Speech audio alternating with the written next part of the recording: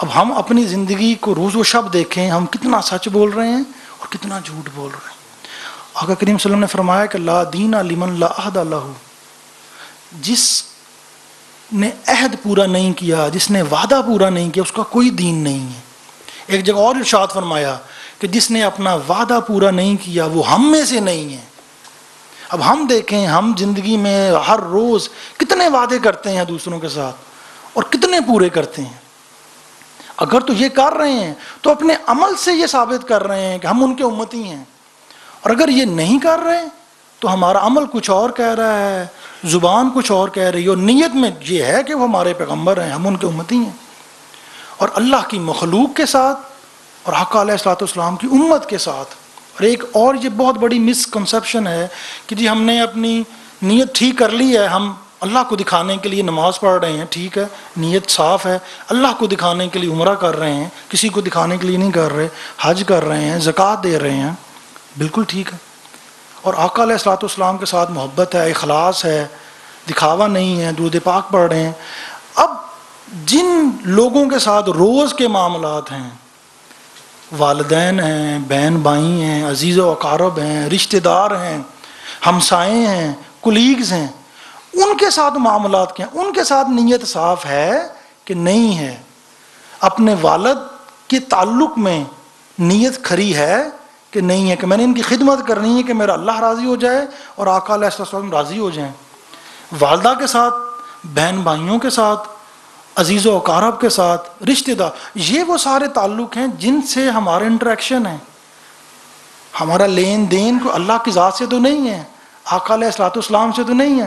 ہم کہتے ہیں اپنی نیت صاف کر لی ہے، بڑی کھری نیت اللہ کے ساتھ، ان کے محبوب کے ساتھ، اور جہاں کہیں اپنے بہن بھائی، عزیز اقارب، رشتہ دار، کولیگ، کسی دکاندار، گاہک کے ساتھ کوئی لینا دینا ہوا، وہاں ہم کسر نہیں چھوڑتے کوئی۔ تو وہ تعلق جس میں اخلاص ہے اللہ کے اور اس کے محبوب کے ساتھ، انہی کی امت ہے جن کے لیے وہ روتے رہے، اسی اللہ کی وہ مخلوق ہے جس کے لیے اس نے اتنے پیغمبر بھیجے، ان کے ساتھ جو ہمارا اخلاص ہے وہ ہر جگہ پہ، ہر گھڑی جو ہے اس کے اندر کہیں نہ کہیں کوئی نقص ہے، اس کے اندر کہیں نہ کوئی، کسی نے امانت رکھوا دی تو اس میں خیانت ہے۔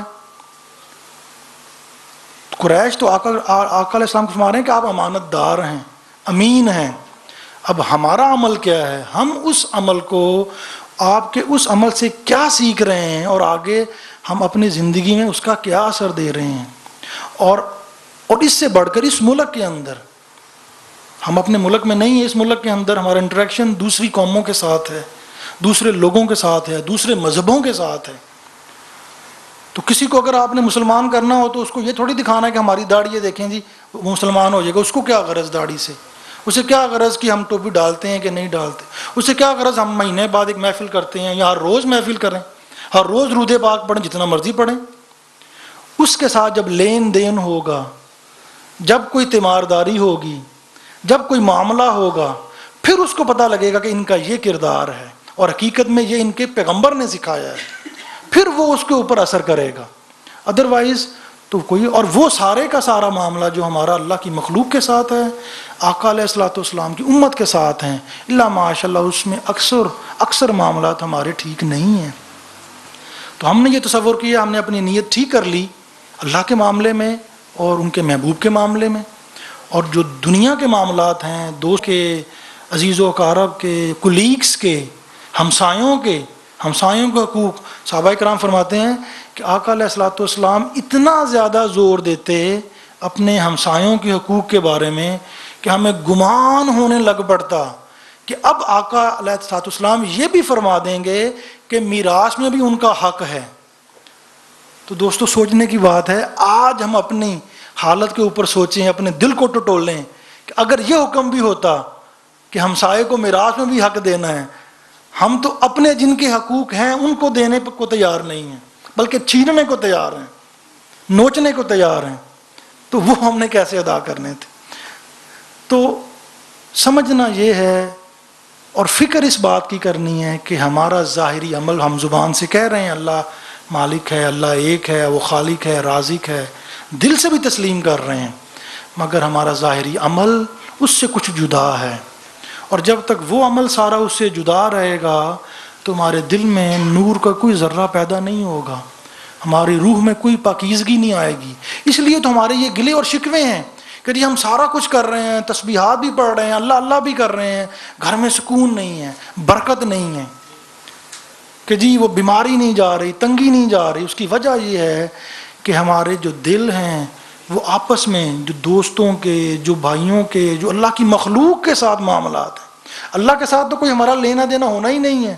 سچ جھوٹ کو اس کے سامنے بولنا ہی نہیں ہے، نہ اس کے محبوب کے ساتھ کوئی ایسی، اب آج کے دور میں کوئی ایسا معاملہ ہے، تو سب معاملات آپس کے ہیں۔ اگر ہم ان اپنی نیتیں اللہ کی مخلوق کے